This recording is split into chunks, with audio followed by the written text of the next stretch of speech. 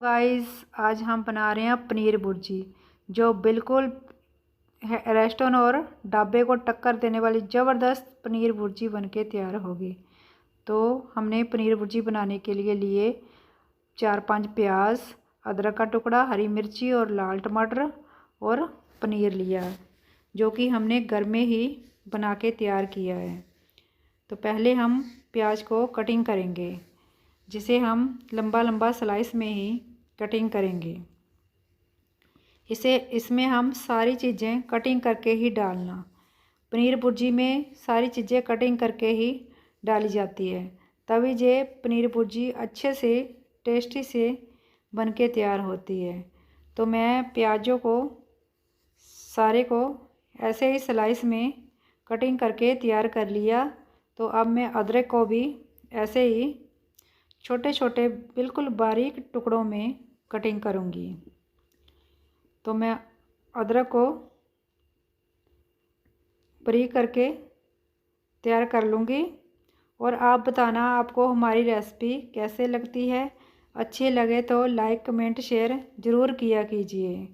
अगर आपको मेरी रेसिपी नहीं भी अच्छी लगे तो भी मुझे ज़रूर बताया कीजिए, लेकिन बताया ज़रूर कीजिए। तो मैंने अदरक को छोटे छोटे टुकड़ों में काट के तैयार कर लिया।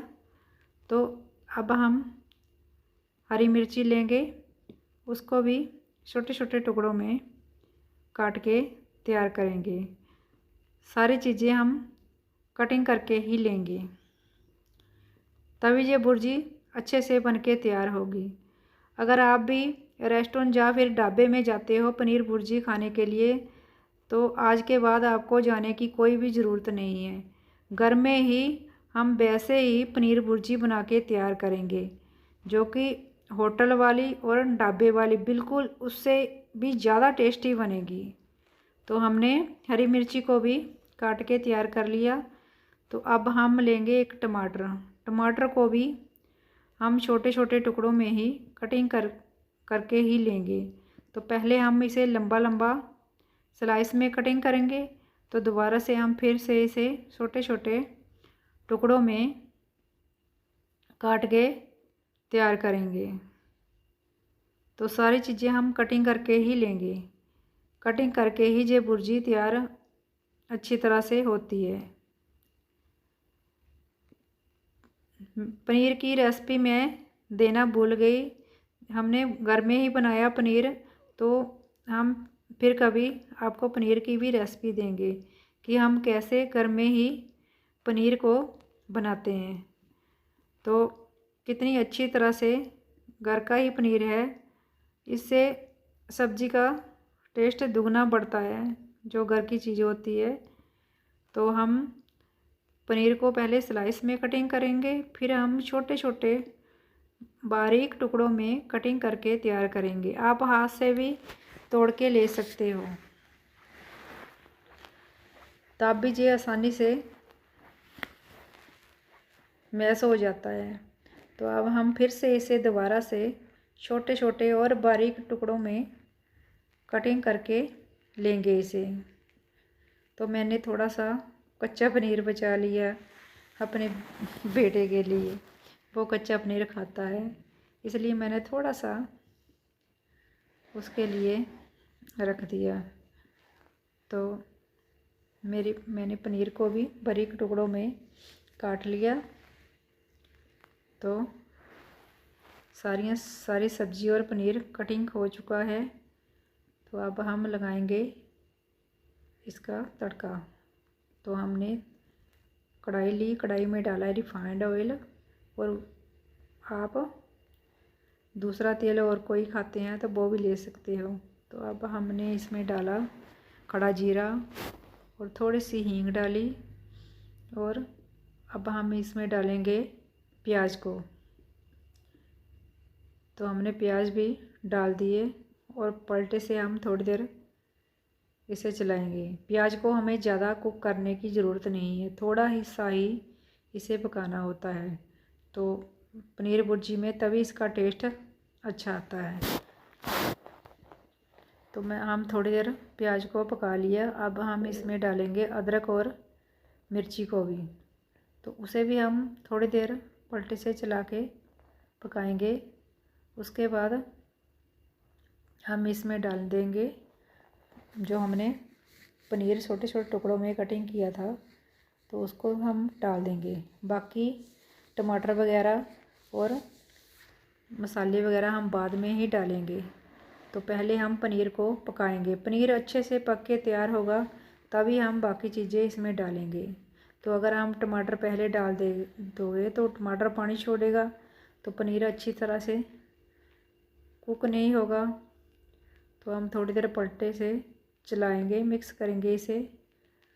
तो फिर हम इसे थोड़ी देर ढक्कन दे के ही पकाएंगे, ढक के ही, तभी ये अच्छी तरह से पक के तैयार होगा। तो हमने इसे ढक के थोड़ी देर पकाया, और पहले मैंने एक बार इसे चलाया, बीच में आप ज़रूर चलाइए एक बार कि नीचे कढ़ाई में ना लगे जे। तो पनीर बहुत अच्छी तरीके से पक के तैयार हो गया। पनीर का कलर भी चेंज हो चुका है। तो अब हम इसमें डालेंगे टमाटर को। तो पनीर हमारा पूरी तरह से कुक है।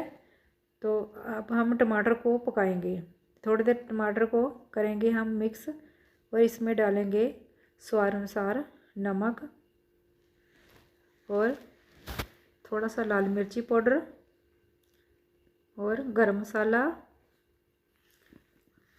हल्दी पाउडर और थोड़ा सा धनिया पाउडर।